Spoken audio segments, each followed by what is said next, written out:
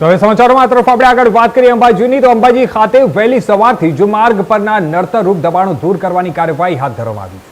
મંદિર વિસ્તારમાં યાત્રાળુઓ અને વાહન ચાલકોને પડતી મુશ્કેલીઓ ઘટાડવા તંત્ર દ્વારા અભિયાન શરૂ કરવામાં આવ્યું છે.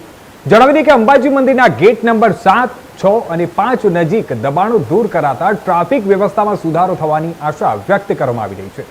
હાલ શક્તિ કોરિડોરના કામના કારણે માર્ગોનું ડાયવર્ઝન અમલમાં હોવાથી વાહન વ્યવહાર પર વધારાનો ભાર જોવા મળી રહ્યો છે.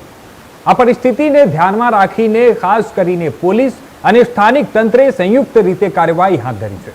દબાણ દૂર થતાં જ ટ્રાફિકની અવરજવર વધુ સરળ બનશે અને યાત્રાળુઓને પણ રાહત મળશે. મંદિર વિસ્તારમાં ત્યાં ટ્રાફિક વ્યવસ્થા વધુ સુગમ બનાવવા માટે તંત્ર દ્વારા આગામી દિવસોમાં પણ જરૂરી કાર્યવાહી ચાલુ રાખવામાં આવશે.